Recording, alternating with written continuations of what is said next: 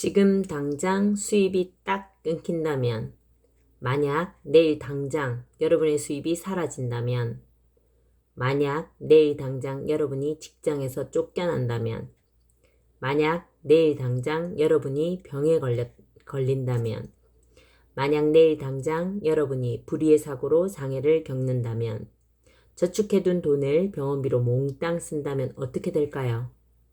비상시를 대비한 돈을 어느 날 갑자기 모두 잃어버리면 어떻게 될까요? 어느 날 갑자기 수입이 끊긴다면 얼마나 버틸 수 있을까요? 수입 없이 자동차 할부금과 주택 대출금을 몇 달이나 낼 수 있을까요? 수입이 끊기면 아이들의 교육비는 어떻게 될까요? 여러분은 수입 없이 6개월을 버틸 수 있습니까? 아니면 3개월쯤인가요? 그것도 아니면 3주일 정도? 만약의 사태에 대비해 여러분 자신과 가족을 보호하기 위한 비상수단, 즉 생명선을 확보해 두었습니까? 혹시 여러분이 언제까지나 물통을 나를 수 있을 거라고 확신하고 있습니까? 이런 확신은 어디까지나 도박에 지나지 않습니다. 현실을 직시하십시오. 여러분 주위를 둘러보십시오.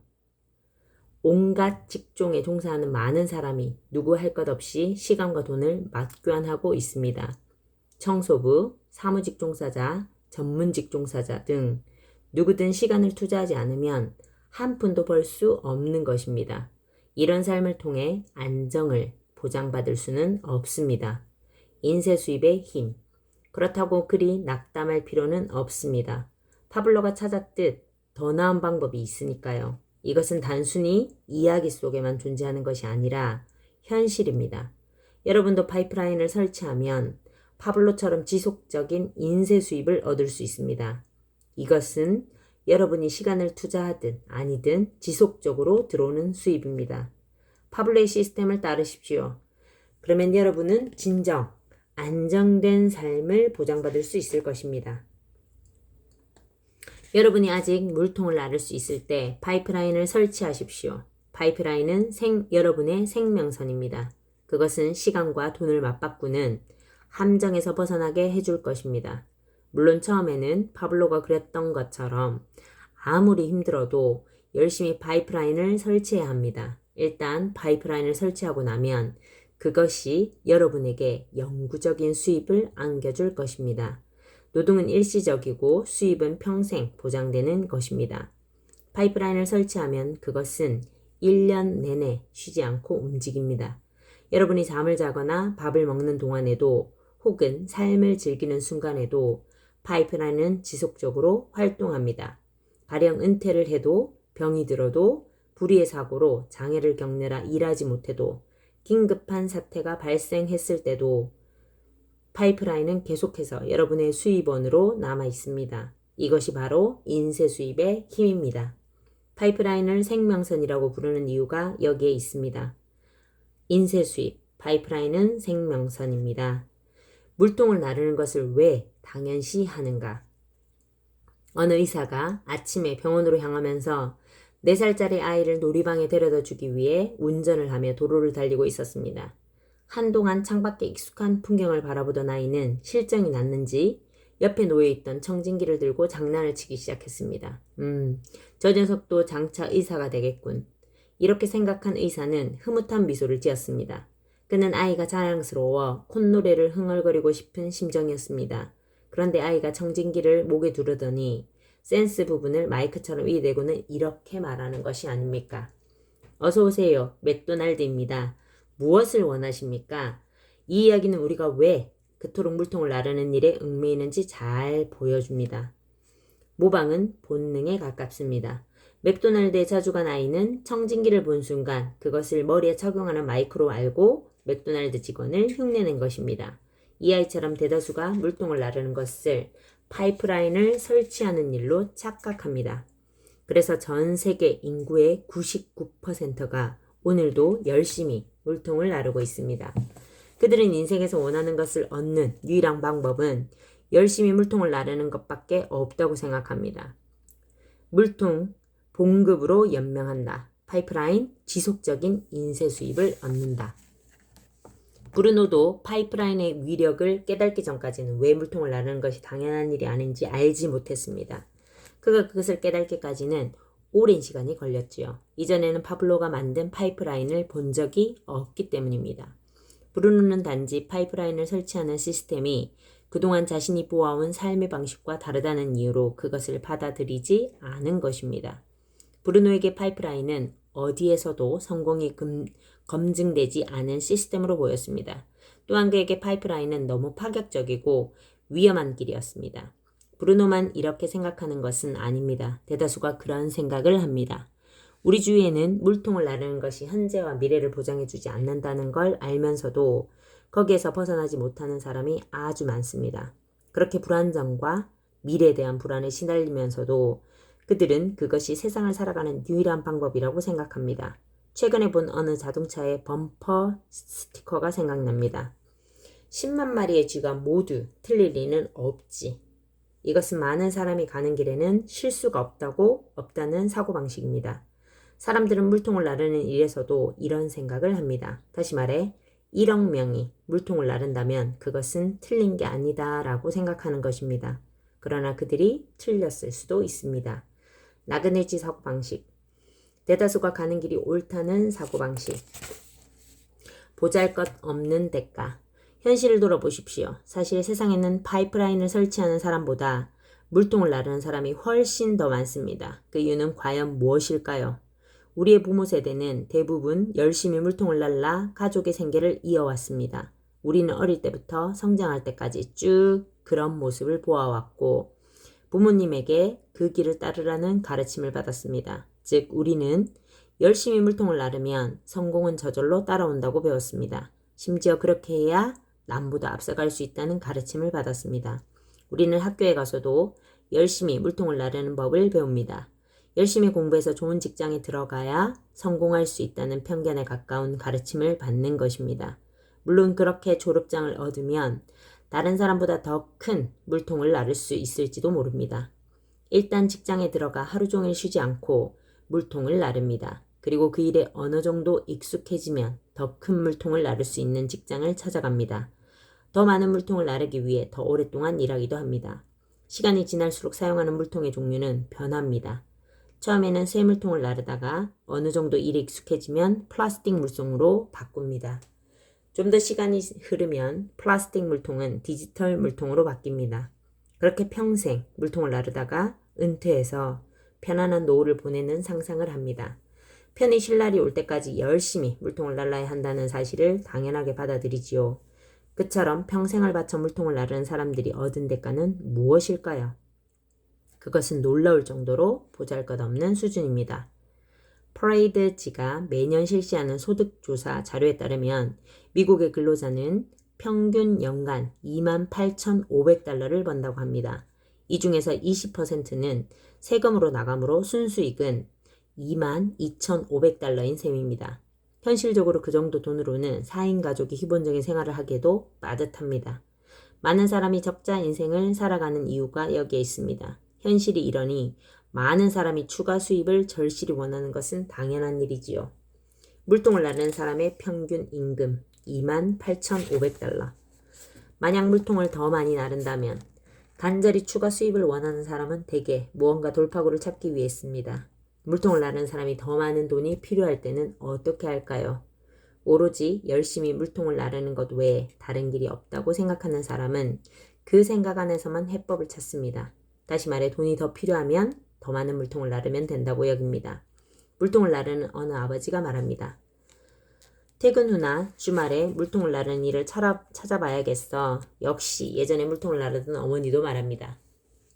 애들이 컸으니 이제 전에 하던 물통 나르기를 다시 시작해야지. 더 시간이 지나면 그들은 이렇게 말합니다. 아이들도 방학 동안 물통을 나르는 게 좋겠어. 그렇게 추가 수입을 얻기 위해 모두들 물통을 나릅니다. 그 결과는 어떠할까요? 미국인의 삶을 한번 살펴봅시다. 그들은 전 세계에서 가장 오랜 시간을 일합니다. 심지어 일벌레로 알려진 일본인보다 더 오랫동안 일합니다. 물통을 더 많이 나르면 더 많은 돈을 벌 수 있다는 생각으로 노력하는 그들은 그만큼 대가를 얻고 있습니까? 절대로 그렇지 않습니다. 현실은 결코 그렇지 못합니다. 미국인의 현실을 생각해 보십시오.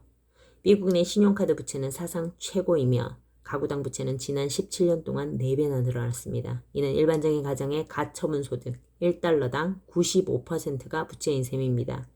추가 수입이 필요해 이를 선택한 여성의 비율이 1980년 18%에서 오늘날 46%로 증가했습니다. 이것은 최근 20년 동안 2배 이상 증가한 수치입니다. 월말 청구서 대금을 납부하기 위해 많은 사람이 그들의 재산 목록 1호인 집을 담보로 대출을 받고 있습니다. 지난 몇 년간 경기가 호황을 누렸음에도 불구하고 개인 파산은 매년 지속적으로 증가해 2000년에는 140만 명을 기록했습니다. 왜 이런 일이 벌어지는 걸까요? 도대체 무엇이 어디서부터 어떻게 잘못된 것일까요? 더 큰 물통을 나르는 것은 어떨까? 사람들은 보통 물통이 현재보다 더 크면 수입도 그만큼 늘어날 것이라고 생각합니다. 그들은 운이 좋아 더 큰 물통을 나를 수 있으면 모든 일이 순조로울 거라고 확신합니다. 다른 한편으로 사람들은 다른 사람이 어떤 물통을 나르고 있고 또 얼마나 많이 버는지 알고 싶어 합니다.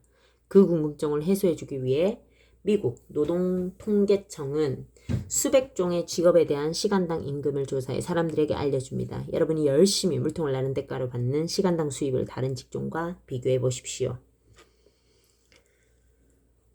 가령 사람들이 일주일에 40시간을 일하고 실제로는 50시간이나 그 이상을 일한다. 매년 2주일간 유급 휴가를 받는다고 해봅시다.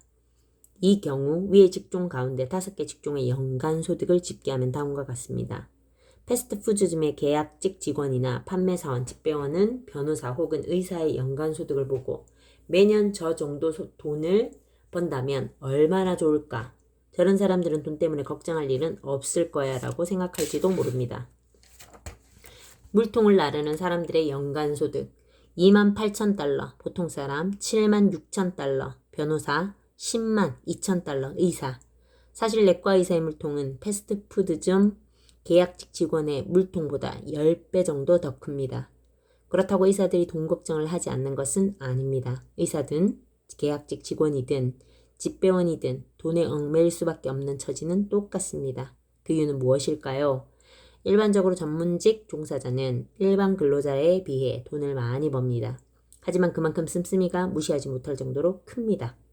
억대 소득을 올리는 의사나 변호사가 그들의 호화로운 생활 수준을 감당하려면 번 돈의 대부분을 소비해야 합니다. 이는 일반 근로자와 전문직 종사자의 지출 구조를 살펴보면 단박에 알 수 있습니다.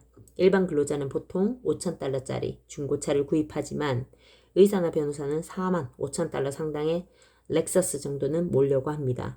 일반 근로자는 아이들의 학비를 면제해주는 공립학교에 보내지만 의사나 변호사는 학비가 많이 드는 사립학교에 보냅니다. 일반 근로자는 75,000달러짜리 집에서 살지만 의사나 변호사는 35만 달러나 되는 집에서 삽니다. 일반 근로자는 일주일에 한 번 가족과 함께 조촐하게 외식을 하지만 의사나 변호사는 일주일에 2번 이상 호화로운 식당에서 값비싼 음식을 먹습니다.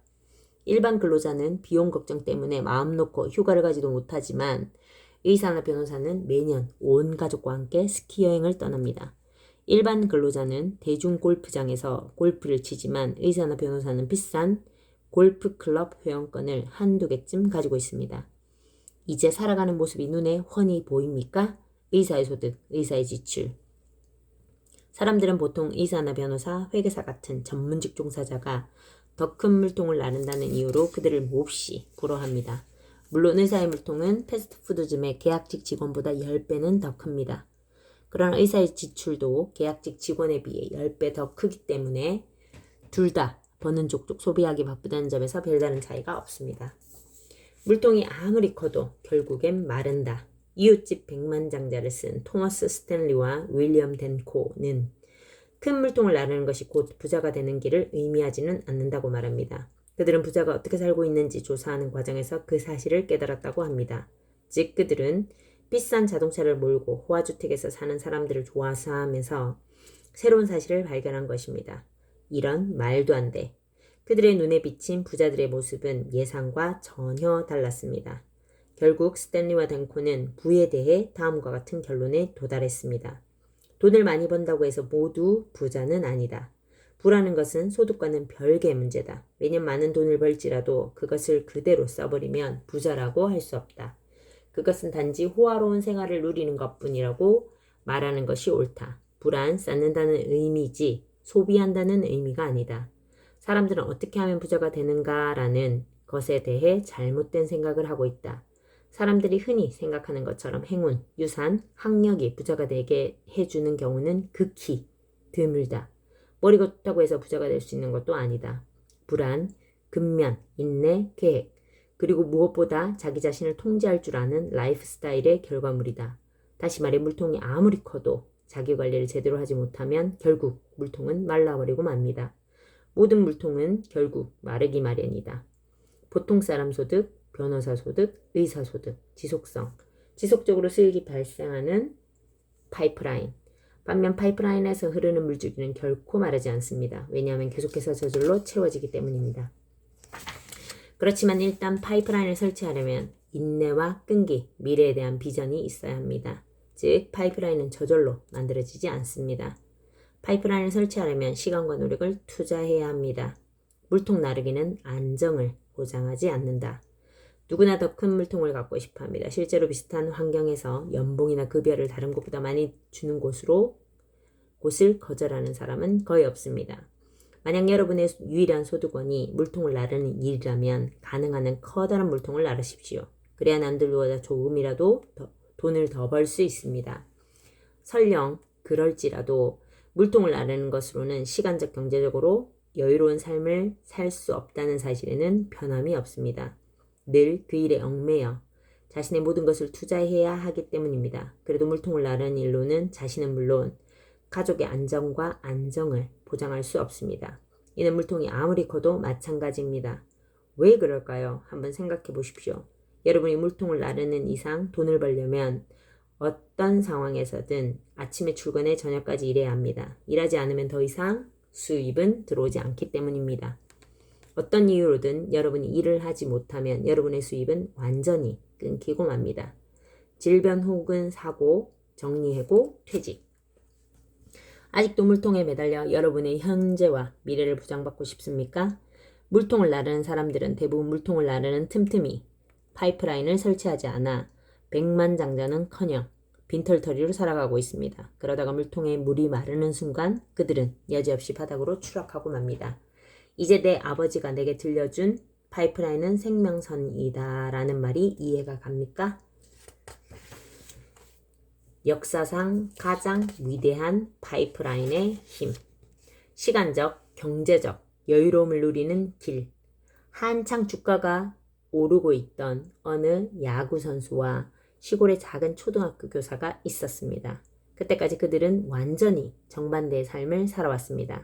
젊은 야구선수는 연봉이 수백만 달러에 달했지만 나이가 지긋한 초등학교 교사는 연봉 $10,000 이상을 받아본 적이 없었습니다. 또한 야구선수는 눈부신 활약 덕분에 언제나 매스컴의 주목을 받았고 초등학교 교사는 매사추세츠 주의 작은 마을에서 아이들과 함께 조용히 살았습니다. 이러한 차이는 그들이 미래를 위해 선택한 길을 고려하면 그리 중요치 않습니다. 둘 중 한 명은 파이프라인을 구축해 백만장자가 되고 다른 한 명은 파산 직전 상태에서 열심히 물통을 나르고 있기 때문입니다. 이는 단순히 판이한 환경에서 살아가는 사람들을 비교하려는 것이 아닙니다. 정말로 중요한 것은 그들의 선택이며 우리는 그것을 통해 교훈을 얻어야 합니다. 선택의 차이, 좌절, 자유. 이 이야기가 끝나면 여러분은 왜 파이프라인을 만드는 것이 미래의 안정된 삶과 진정한 시간적, 경제적 여유로움을 누리는 유일한 길인지 깨달을 것입니다. 어느 야구선수 이야기. 먼저 유명한 야구선수의 삶을 살펴봅시다. 수년 동안 재능을 인정받으며 사람들의 시선을 한몸에 받던 야구선수는 개인적인 생활에서 몇 가지 실수를 저지른 후 이혼당하고 폭음과 마약 중독에 빠져버렸습니다. 이것만으로도 안타까운 일인데 그는 경제적인 선택에서도 어리석은 실수를 하고 말았습니다. 사실 그는 20년 동안 세상의 주목을 받으며 화려한 선수 생활을 누렸습니다. 하지만 어리석은 선택으로 인해 지금은 수중에 한 푼도 남아있지 않습니다. 어쩌면 여러분은 그를 알고 있을지도 모릅니다. 그는 바로 데릴 스트로베리 선수입니다. 그는 우리가 경제적으로 여유롭게 살기 위해 절대로 하지 말아야 할 일이 무엇인지 잘 보여줍니다. 거의 반평생을 야구선수로 살아온 데릴 스트로베리는 10대 시절에 메이저리그에 진출했고 당시 제2의 테드 윌리엄스 20세기 최후의 사할 타자라고 불리는 유명한 선수라는 평가를 받을 정도로 활약이 대단했습니다. 화려한 스포츠 선수답게 선수 연봉만 200만 달러에서 500만 달러에 달했고 그 밖에 각종 광고, 방송 및 행사, 연설, 팬 사인회 등에서 연간 200만 달러의 수입을 더 올렸습니다. 그래서 그는 40살이 되기도 전에 이미 5천만 달러에서 1억 달러 정도를 벌어들였습니다. 많은 수입, 많은 지출. 그 정도로 돈을 벌었다고 하면 대개는 평생 잘 먹고 잘 살았을 거라고 생각합니다. 그러나 스트로베리의 삶은 그러지 못했습니다. 다음은 어느 지방신문의 보도 내용입니다. 스트로베리에게는 현재 부인인 샤리스와 새 아이를 부양할 소득도 저축도 그 밖에 아무것도 남아있지 않다. 그는 분명 1억 달러 정도의 돈을 벌었는데 한 푼도 남아있지 않다는 얘기입니다.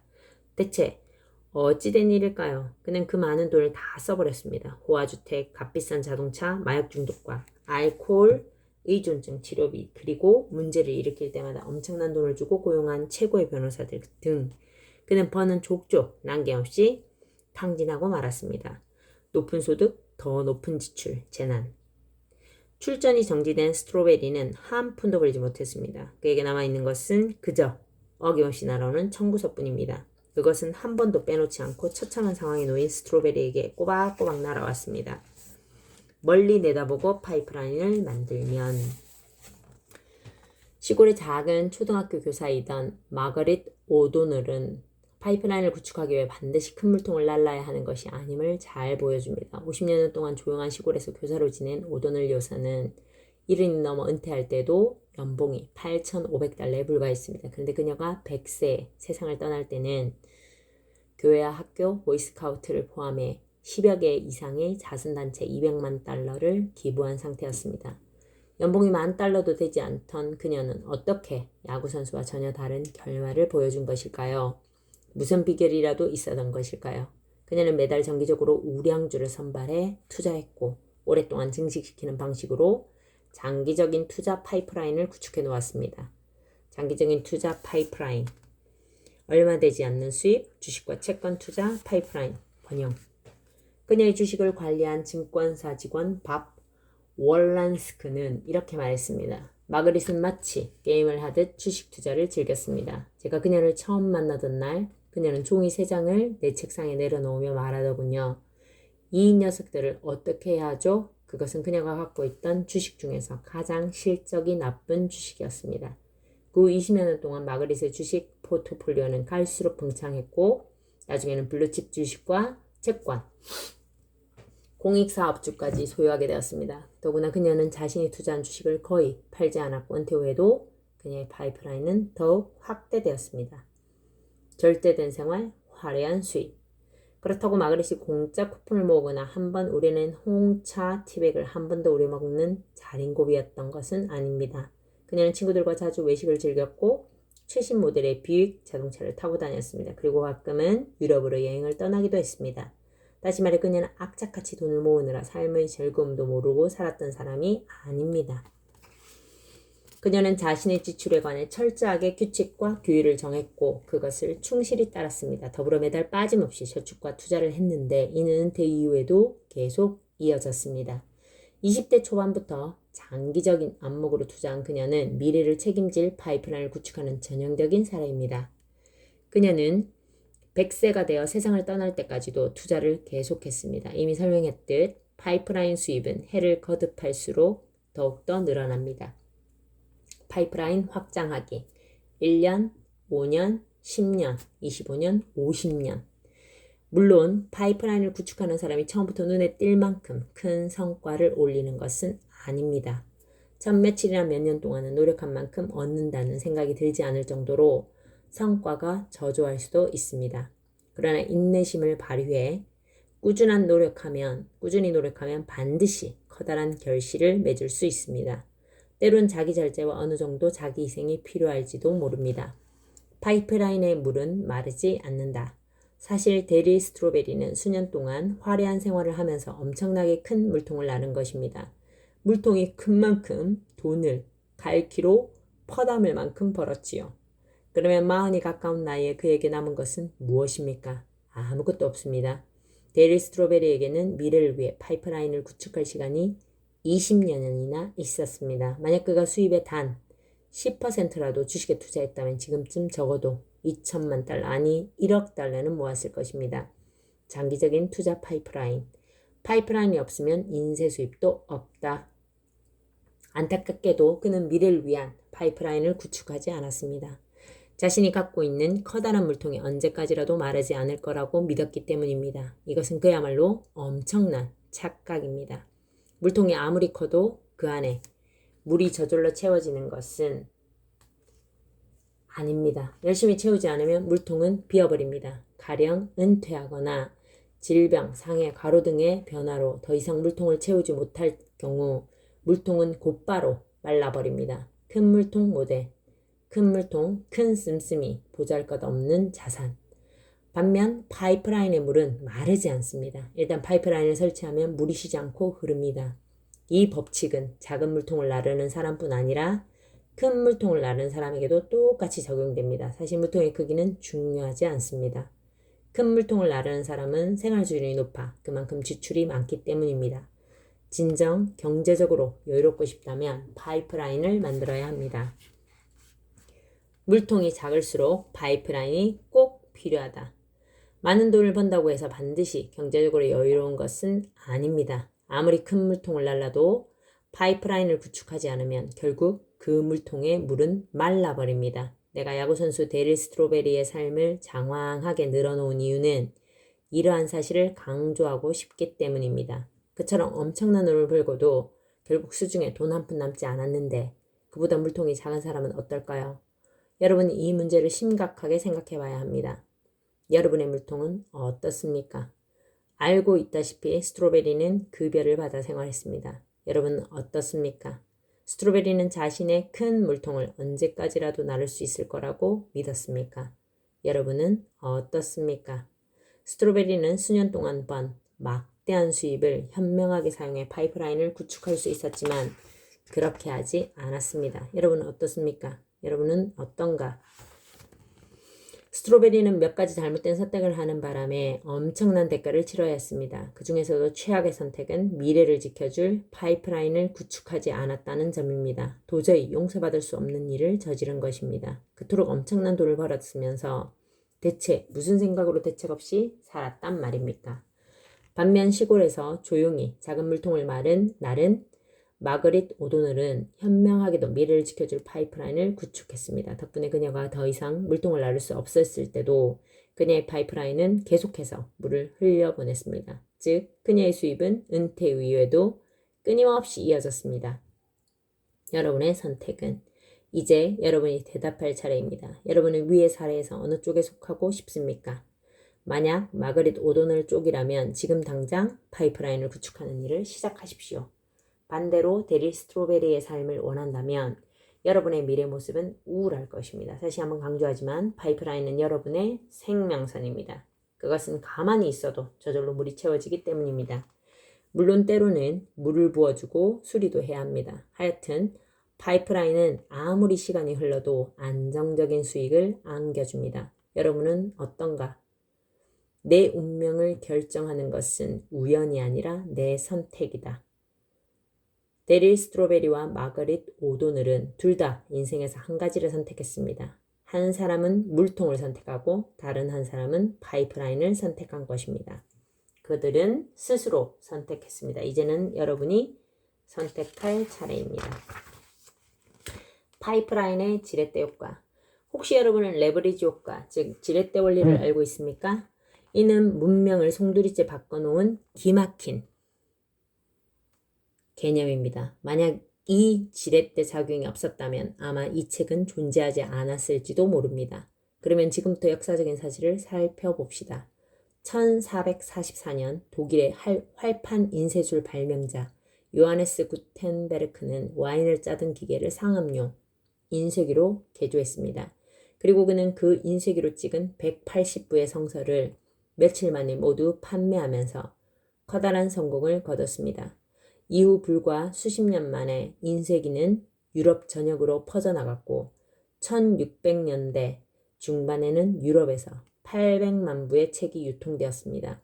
이것은 인쇄기가 등장하기 이전의 수천 년간 만든 모든 책을 합한 것보다 10배 더 많은 수치입니다.